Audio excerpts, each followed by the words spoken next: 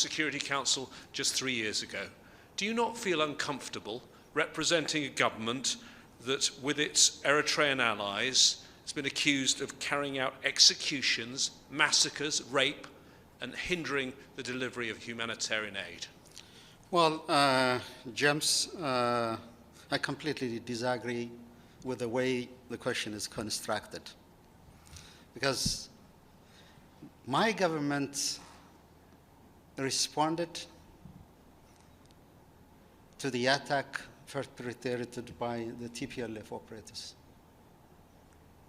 In the middle of the night, over 600 officers were brutally murdered in their camps.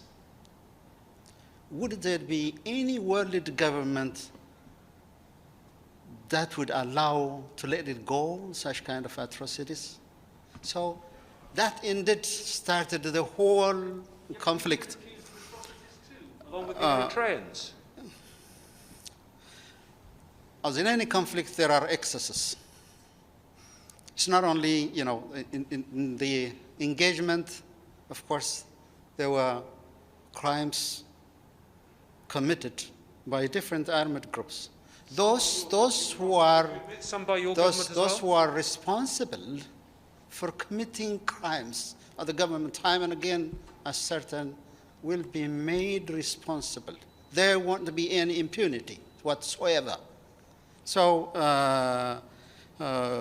we are fully engaged. An investigation has to be taken. Yes, indeed, I have been serving here at the United Nations for many years. I have heard all the dooms and glooms of poor nations being brought here at the council and abashed for what they did and for what they didn't do or thought about it. But as a responsible nation state, as an older country in the world, I tell you, we have the full responsibility and accountability for whatever happened in Tigray. Thank you, Mr. Ambassador. The Undersecretary General for Political Affairs, Rosemary DiCarlo, warned today of the possibility of more conflict in Western Tigray, which is still occupied by forces from neighboring Amhara, which were fighting alongside your army. What can you do to ensure that the Amhara forces return to Amhara and leave Western Tigray? Well, the Amhara people believe that they are in their rightful ancestral land. These were forcibly incorporated in 1992 without any due process or any constitutional arrangement. I came from that part of the country, from my mother's side. A community that speaks fluent Amharic and fluent Tigrinya. I thought back then this would be a small chromosomes of the Ethiopian society that believes in diversity, that can speak many languages, and yet live peacefully together. So there is a process that is going on right now. There is no any intention to take over land, but the government has an institution that has been put in place. This is called Regional Border Commission.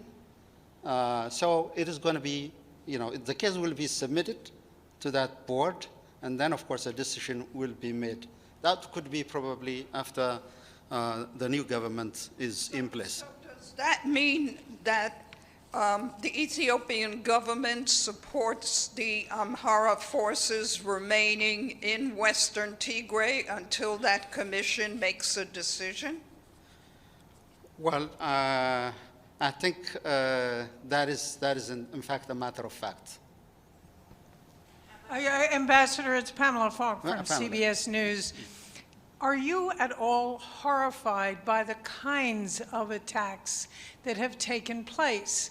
You mentioned the Army barracks attack that began this crisis. That's military to military. We're talking about mass rape, we're talking about young boys being recruited, and we're talking about forced famine. What is your reaction to the crimes that have occurred? Well, whoever committed a crime should be accountable. From the Ethiopian government side, from the rebels, and as I said earlier, there should not be impunity at all. Because we are taught to go away with the crimes anyone has committed in the past. That was the order that we have seen over the last 30 years during when TPLF was in power. So there's a determination and a commitment from the government that everybody has to be accountable. We have seen some horrendous crimes.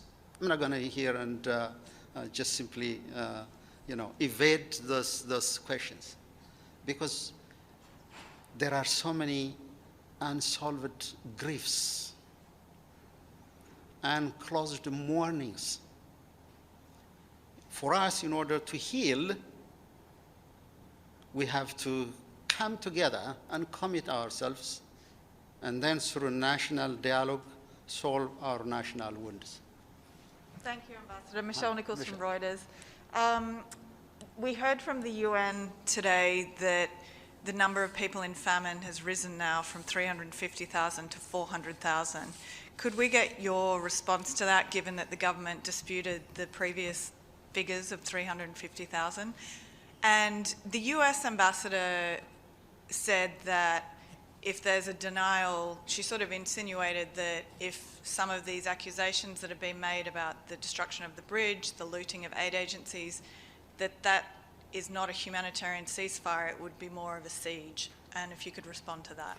Well, honestly, that's unhelpful, because there's a commitment from the government, and particularly the leadership. They make that decision at the heavy political risks, because the determination was to save lives in Tigray and the vicinity of the Amhara state as well. So calling it, creating a siege is really is completely unacceptable, because it undercuts and undermines the efforts, particularly the peace-loving people have indeed worked for that for quite a number of months. So not recognizing that bold move kind of insinuates that we are not in the same chapter, in the same line. So that's indeed, I heard it clear and loud, but through our bilateral engagement, you're going to explain that the purpose is not to make a siege. It is to save lives. The issue was that there wasn't any access.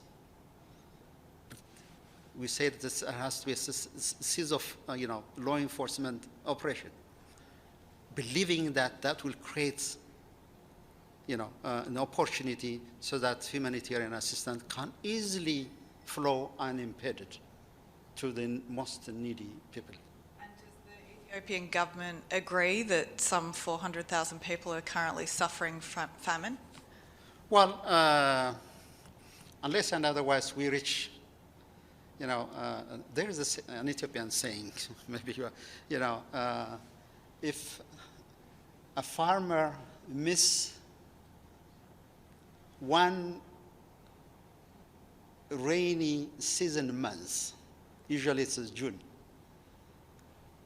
he or she will not recover through 7 consecutive Junes or rainy seasons. When they miss, it will be very difficult. So the decision was, we don't want our farmers to miss this month. If they do, there will be a lot of calamity will descend upon us. So the decision was, it's not about the numbers. I understand that the World Food Program, Save the Children, UNICEF, and a number of others have taken the responsibility in distributing even nutritious foods to the people on the ground. So we have to move fast, and our disaster coordination commission is right on the ground. But unfortunately, the TPLF people, it is reported that they have started even assassinating some of the aid workers whom they believe that they are working they have been working in close collaboration with the Ethiopian government or with the interim administration of Tigray. You know, in the council, they were mentioning about electricity and also telecommunication lines. We are working hard